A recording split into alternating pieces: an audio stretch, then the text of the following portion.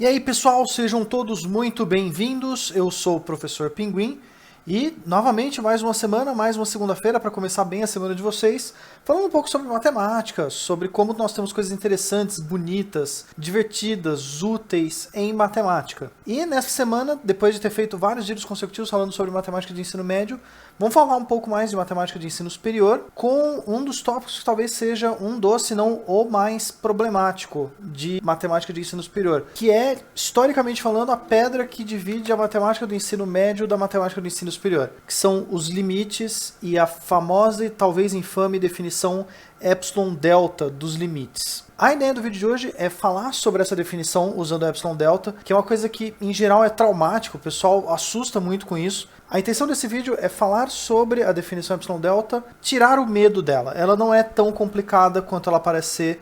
Ela é razoavelmente entendível quando a gente passa isso para os termos adequados. E a intenção desse vídeo é traduzir o que é o tal do epsilon delta. Espero que vocês gostem, espero que vocês aprendam alguma coisa que achem interessante e que percam um pouco de medo, especialmente dos termos. Bora lá, vamos começar?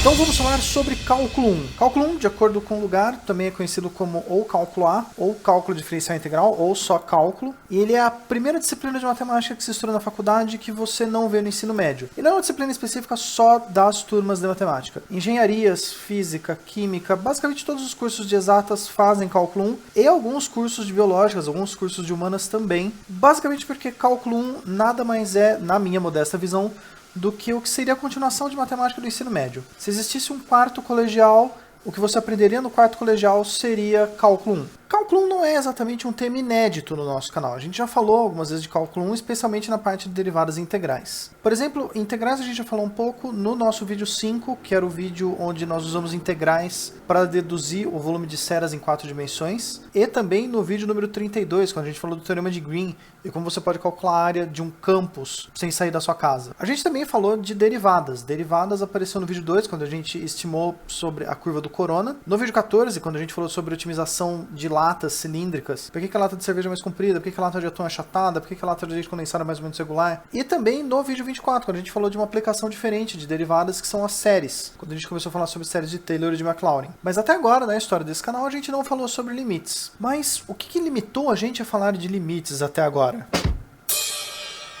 Eu pensei nesse trocadilho, eu não consegui não colocar ele no vídeo. Limites, eles não foram falados até agora, porque dos três conceitos centrais do curso de cálculo, limite, derivada e integral, eles são o mais complexo por algumas razões. A primeira delas, ele tem a definição mais complicada das três. Derivadas são razoavelmente fáceis de definir, integrais são razoavelmente fáceis de definir, limites são muito complexos de definir. Além disso, pensando em termos históricos, as derivadas e as integrais elas surgiram antes dos limites. Porque elas têm mais aplicações práticas, elas surgiram meio que como necessidade. Limite surgiu mais como uma necessidade técnica da gente ter um formalismo para falar de derivadas e de integrais. Então, historicamente, ele apareceu depois. E além disso, ele é, em geral, um tópico ensinado logo no começo do curso. Então, ele acaba complicando as coisas porque, além de tudo, você tem problemas no lado humano, que geralmente você está na faculdade, você está começando uma vida nova, e aí já jogam conteúdos pesados para você logo no primeiro mês de aula. E isso dificulta um pouco, mas pelas definições formais, o limite deveria realmente vir antes de derivada integral. E essa coisa dele vir logo no começo do curso, quando você ainda está se adaptando a uma vida nova, a uma rotina nova, às vezes a uma cidade nova, complica muito você ter isso já de cara no começo de um curso. Bom, mas os limites eles dão problema na definição formal dele. Então a primeira coisa a gente deveria falar sobre a definição de limite, com ênfase na palavrinha formal. A definição formal de limite é o que costuma dar medo no pessoal. Vou começar primeiro dizendo qual é essa definição. Seja f de x uma função real, seja p um número real, esse p ele tem que ser um ponto que é ou do domínio da função ou da fronteira. Basicamente, o limite para calcular precisa que ou a função exista no ponto ou exista em volta desse ponto. Seja L um número real, nós dizemos que o limite da função f de x, com x tendendo a p, será igual a esse número L. A gente pode escrever como notação esta coisinha, que a gente lê como limite x tendendo a p de f de x igual a L, se, dado um valor epsilon maior que zero, existirá um delta também maior que zero, tal que o módulo de f de x menos L é menor que epsilon para todo x, tal que o módulo de x menos p está entre zero e delta. Essa definição formal, eu peço desculpa por esse troço existir ser assim. Mas de onde cargas d'água veio essa ideia? Quem nasceu com esse troço? De onde esse coiso veio? A definição formal de limite, essa definição usando epsilon e delta, ela é atribuída a Bernard Bolzano, que é esse rapaz aqui. Ele, além de matemático, também filósofo, teólogo, padre. Ele também foi professor na Universidade de Praga. E uma coisa interessante sobre ele, ele acabou sendo banido da Universidade de Praga porque ele tinha ideias que eram muito liberais. Essas ideias liberais, no caso, eram contra a guerra. Ele era um pacifista. Quando descobriram que ele pregava ideias de não, mas a guerra não leva a gente a lugar nenhum, guerra é um desperdício, guerra é uma matança desnecessária, acabaram caçando ele e ele acabou se refugiando no leste europeu, onde ele ficou meio que esquecido. Publicava em lugares pequenos, em jornais que eram desconhecidos, e acabou meio que sumindo do circuito europeu de matemática, que era onde havia muitas publicações, muitas coisas sendo feitas. Ele é um dos fundadores da área da matemática chamada análise. É a área onde a gente basicamente descreve o universo usando o epsilon delta. E por causa daquele banimento dele, uma boa parte da obra dele foi conhecida só depois da morte dele. Embora tenha uma certa teoria de que ele também tinha vergonha de dizer, então galera, olha só, inventei o epsilon delta. Eu teria escondido essa obra se eu tivesse inventado ela. Então agora vamos tentar entender a definição epsilon delta. Primeira coisa, vamos escrever de novo aqui a definição. Dizemos que o limite de uma função f de x com x tendendo a p vai valer um número L. E a gente escreve essa notação. Se dado um epsilon maior que zero, existe um delta tal que módulo de f de x menos L é menor que epsilon para todo x, tal que módulo de x menos p está entre zero e delta. Primeira coisa, uma dica especial minha, particular, dica do professor Pinguim, para entender o epsilon. Em termos de matemática, qualquer lugar que você vê escrito epsilon, você pode trocar por margem de erro e a frase vai continuar matematicamente correta, mas vai ficar muito mais fácil de entender. Isso inclusive vale em outras disciplinas, como por exemplo cálculo numérico. Cálculo numérico a gente usa epsilon também no sentido de margem de erro. Então, a nossa definição, eu vou incrementar aqui, dizemos que o limite vai valer L se dado uma margem de erro, cujo nome é epsilon, existe um delta positivo, tal que o módulo de f de x menos L é menor que epsilon para todo x, tal que o módulo de x menos p está entre 0 e delta. Outro ponto que também tem dicas boas para a gente tentar entender melhor são os módulos. Dica dada pelo professor Pinguim. Tem uma propriedade de módulo que diz que se você tem um número fixo, positivo qualquer, o módulo de t ser menor que a quer dizer que t está entre menos a e a. Ou, como consequência, se em vez de t a gente tem x menos p, por exemplo, e tiver delta do outro lado, nosso x menos p está entre menos delta e delta. Ou, somando p em todo mundo, a gente tem que p menos delta é menor que x, que é menor que p mais delta. Ou ainda, trocando as variáveis por x e p como f de x e L, nós temos que esta desigualdade, f de x menos L menor que epsilon, equivale a esta outra desigualdade, onde f de x está entre L menos epsilon e L mais epsilon. Então, a nossa definição, nós podemos trocar esta desigualdade por esta equivalência, f de x está entre L menos epsilon e L mais epsilon, e podemos trocar essa outra desigualdade, x menos p menor que delta, como x está entre p menos delta, p mais delta, e se o módulo de x menos p é maior que zero, o módulo sempre é positivo, você precisa ter o cuidado dele ser diferente de zero, isso faz com que x seja diferente de p. Parece estranho, parece horrível, mas olhando a definição assim, fica muito mais fácil da gente entender o que quer dizer tudo isso que a gente está trabalhando. Vamos fazer um exemplo gráfico. E para fazer o nosso exemplo gráfico, com a intenção de entender melhor essa definição, o que é esse delta, o que é esse epsilon, o que cargas d'água está acontecendo, o que isso tem a ver com limite, eu escolhi uma função que eu achei que seria bonitinha para a gente trabalhar, esta função dada por x cubo menos 1 dividido por x menos 1. Detalhe importante, x não pode ser 1, porque se ele fosse 1 a gente teria uma divisão por zero e a função não estaria definida.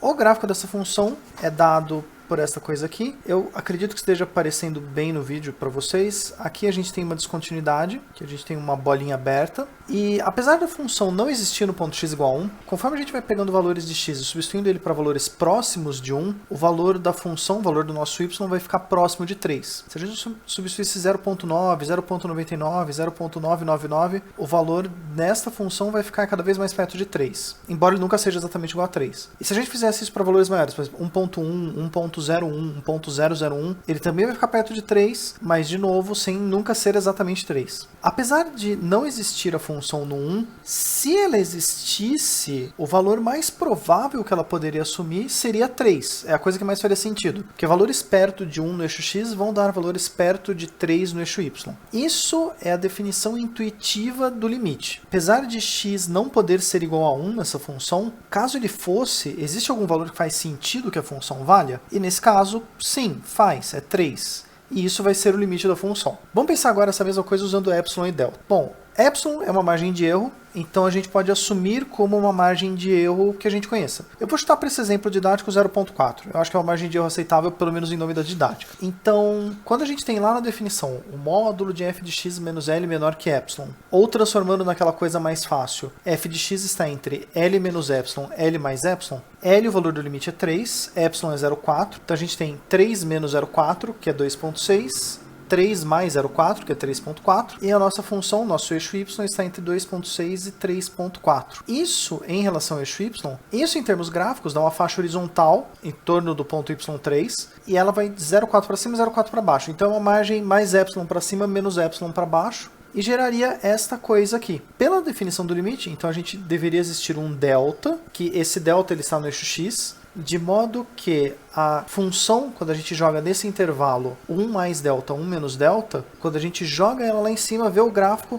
ela vai estar em cima dessa faixa desenhada cor-de-rosa aqui. Chutando uma margem de erro que seja pequena, 0,1, por exemplo, só para a gente fazer um teste rápido. Colocando 0,1, a gente vai criar uma faixa em torno do eixo x e jogar ela na vertical para analisar como vale a função no ponto. Nesse caso, para 0,1 a gente teria 0,1 para a esquerda, 0,1 para a direita, então ele ficaria entre 0,9 e 1,1. E desenhando essa faixa aqui na vertical, a gente pode dar um zoom e ver que qualquer ponto x entre 0.9 e 1.1, com exceção do próprio 1.0 que a função não existe, quando a gente olha ele na função, ele sempre cai dentro desta faixa horizontal cor-de-rosa. Então este delta satisfaz a condição para o epsilon igual a 0.4. Isso não é o suficiente para provar que o limite existe, porque a gente falou que se a gente tiver uma margem de erro de 0.4, o limite deveria ser 3. Para o limite existir, qualquer margem de erro deveria ter um delta correspondente. Vamos chutar um epsilon diferente, por exemplo 0,1. Se nosso epsilon fosse 0,1, o delta que a gente estava usando antes não funciona, porque aqui existem valores da função cujo gráfico não está na faixa cor-de-rosa, quando a gente usa essa faixa verde. Mas a gente pode usar uma faixa mais estreita, que é a mesma coisa que dizer, a gente pode pegar um delta menor, como por exemplo 0,01,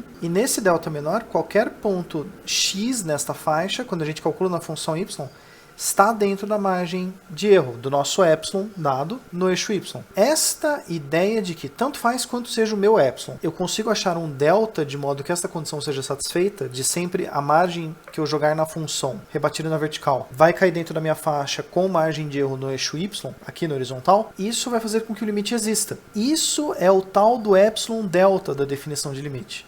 São margens de erro, epsilon que a gente considera no eixo y, ele vira uma faixa horizontal, delta, uma margem de confiança que a gente calcula no x e rebate para cima, e o gráfico da função tem que estar sempre contido dentro dessas duas faixas ao mesmo tempo. Esta é a noção do epsilon delta e é isso que ele quer dizer. Epsilon e delta são margens de erro. E vamos fazer uma série de observações que são importantes para a gente entender melhor o conceito de limite. Primeira coisa, a definição diz que dizemos que o limite será igual a L, C, blá blá blá. Isso quer dizer que não existe um jeito de você usar a definição para calcular o limite. A definição assume que você já sabe quanto é o valor do limite. Existe algum tipo de bug mental coletivo da humanidade, o que inclusive me afligiu enquanto eu era aluno de graduação, de que eu tinha a impressão que dava para calcular limite pela definição. E não dá. A definição de limite não permite que você calcule o valor dele. A definição de limite te permite demonstrar formalmente que o limite é realmente aquele valor que você achou que fosse. Mas é isso. Você não consegue usar a definição para achar o valor do limite. Você precisa já saber quanto é para usar ele. Essa observação é essencial para entender melhor o conceito de limite.